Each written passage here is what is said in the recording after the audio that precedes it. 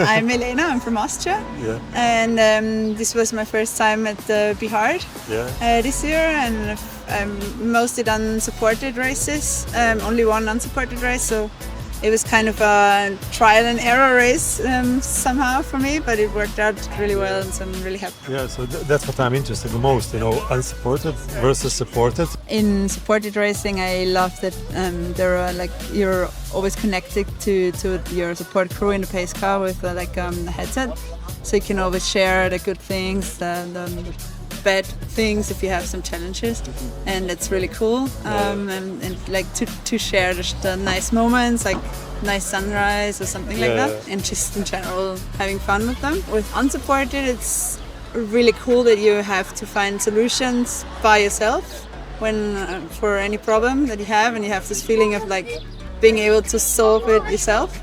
And you experience for example, there was one situation where I was in a national park at midnight, and there was the moon and the stars, and you're there all alone, and it's so quiet, and it's such a really cool moment. Some things like that never happen in regular life, It's true. just when you cycle unsupported ultra distance rides that you experience sunrises and sunsets in such a way.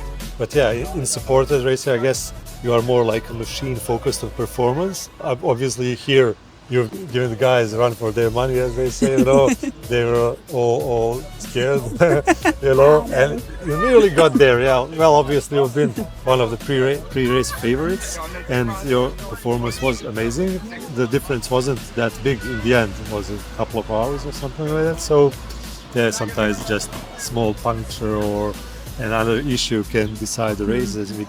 We have seen also for the guys DNFing, but how did it go for you from start to finish? The mental part, how did it feel for you, and how much rest did you take during the race? Many times people tell me the first part of my race is not so strong and the second part is stronger, but for me it doesn't really feel like that. I just try to do some regular pace and try to keep my performance at kind of a steady level, as good as I can. And so it felt like this as well for me in this race. Right. And in the beginning, I think I was a bit behind in the ranking, but I never checked the tracker until CP9, I think. Whoa, quite far. Because I don't know, it kind of makes me not nervous, but I think so much can happen in between that at CP2, 3, 4, and doesn't really have any meaning where you stand. So. And it can make you push harder than you want. Exactly. Yes. So, and strategy-wise, I plan to do as long as I can without getting any rest or real sleep. I didn't book anything in advance, and I tried to adapt to the heat because I knew that I can't handle heat so well. So I thought I will just try to push for as long as I can. So I did only a short power nap 10-minute power nap in the first night, and then another 20 minutes the second evening, 30 minutes the second night. So at the end of the second night. That's an hour in total. If I counted correctly. Cool. Yeah. So, but when you look at the graph here, like I used to say, until CP7. It's B, and here it's hard because now it's mountain after mountain after mountain, and it's different where you have some flat parts where you can trial. Which part did you find harder? I found this part hard because of the heat, and I found this part really hard because of the heat. Okay. And apart from that, I like both. I like time trialing but also climbing, so I try to climb not very hard, just as a base wattage. I try to just keep a little reserve so that I can push really hard here if it's necessary. So it worked out quite well, I would say. Sounds like a race, it's been designed for you, maybe. A little bit of everything. But can you tell me just a little bit about the impressions, because of course our race or event is about showcasing our country, and we try to make it as scenic as possible, and also we have a lot of checkpoints to make it easier for people who are novices in this kind of ride, to make it easier for them. Obviously for you it doesn't matter as much, but still How did you find the whole experience? I think this was your first time properly here in Bosnia Herzegovina.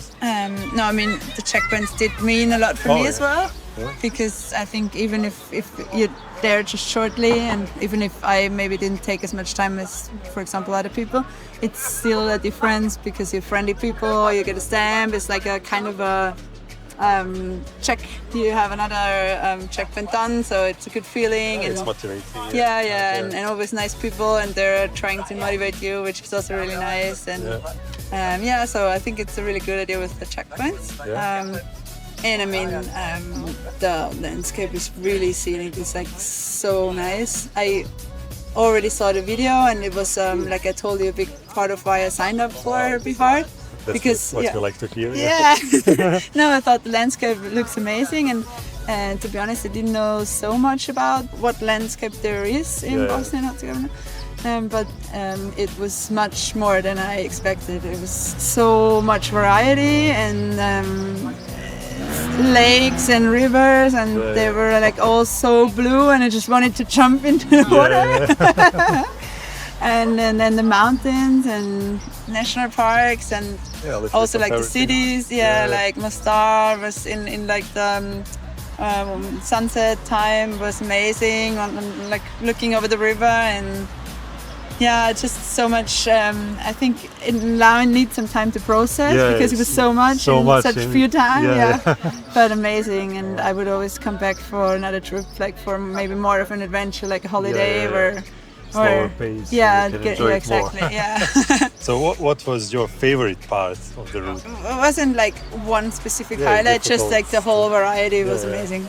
Well, we're glad that you've come and enjoyed it, and you put on a great show, second place, really high up, So we'll hope you'll have some chance to see you again here, and thank you. Yeah, thank you so much.